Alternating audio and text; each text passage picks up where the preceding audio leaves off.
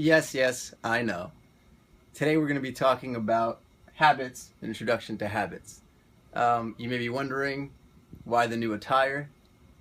So, first order of business is monkeys. So, the M stands for math or monkey.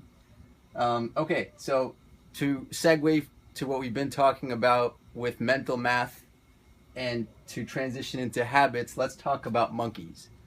So, we were talking about mental math tricks. So let's say you know one of the mental math tricks, such as the 11 trick, or trick 1 or trick 2. You're like a monkey. So let's say there's a city or whatever, there's one tree and you're a monkey, and you know how to swing very well. What's the point of your swinging ability if there's only one tree in town, right? Now let's imagine there are two trees. Suddenly you can do a little more. Now your swinging is suddenly a little better, more useful. Now let's say there's 100 trees or thousands of trees. Now you can really start swinging on those trees, and that ability becomes useful. So what does that have to do with math? So knowing one trick is like having one tree. It's completely pointless. It may be a fun party trick, but if you know a lot of tricks, you could start chaining them together and start swinging from trick to trick. Same way with habits. If you have one good habit, that's good, right? But if you have a lot of good habits, they start to build on each other and you get momentum. So don't think it's just about learning that one special trick. It's about learning a lot of them. And even if you forget one, such as, remember we talked about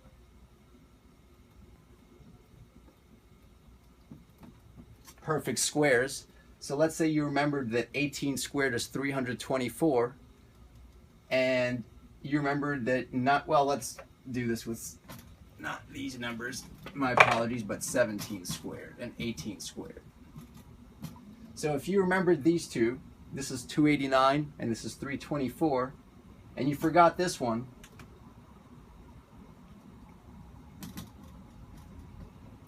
that difference of perfect squares idea where this difference is going to be 35, if you add the next odd number, which is 37, you can recover this square. So how does that relate to trees? So if there's a lot of trees, even if you miss one of the trees, there's still a lot of other trees around and you can fill in the gaps.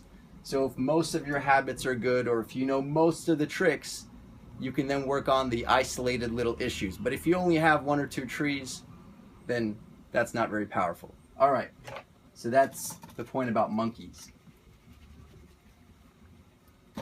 All right. Now, the mental math we've been talking about, a lot of you may not really care or may think, oh, that's just for math nerds. It's a great party trick, but what does this have to do with math? How's this going to help me? Mental math is not just about party tricks. It's there to make your life easier. First of all, they're just fun in and of themselves. But in addition, they're going to make learning everything else easier. And you're going to be more fluent, and you're going to be able to pay attention to the new material instead of focusing on how did they do that step. All right. So they're way more than just party tricks. That said, don't get carried away with days and days of them, unless you love them. All right. Habits. So this is really when we're going to start talking about habits, this new little mini section. And habits are a little higher level than mental math because they may involve what do you do when faced with many calculations, not just one multiplication. Also, habits involve, so these may involve technical skills, but there's also some general principles. So we'll talk about some of them in the future, in future videos. But let's talk about two types of sort of skills and habits. So there's soft versus hard skills. Most of what you're used to or probably have seen in a classroom in math are hard skills. So hard not in the sense of difficult, but in the sense of specific or concrete. So that may be knowing how to multiply, subtract, add. In a later series, we're going to discuss something called telescoping. That's a specific skill. Then there's soft skills. Soft skills are very vague, and you may think, why does that matter? They may make you much more efficient at practicing the hard skills.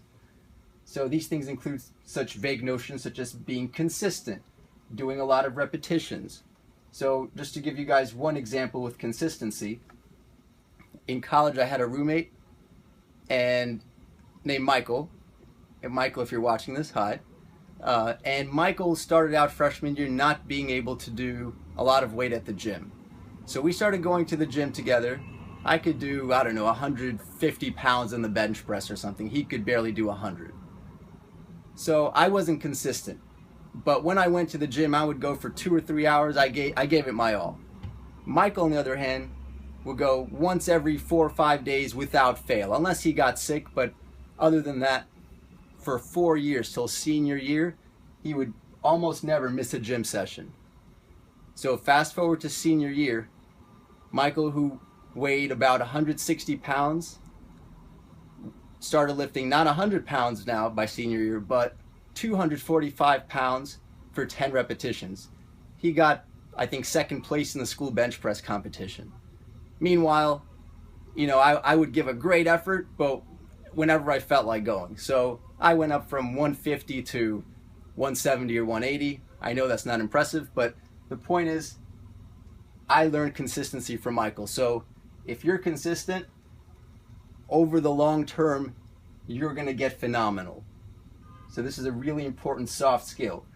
So if you have a lot of these skills, but you don't practice them consistently, this is a missing piece of the puzzle. So make sure you focus on both the hard skills and the soft skills. All right, I'll leave it there. And in the next video, we're going to talk about some psychology.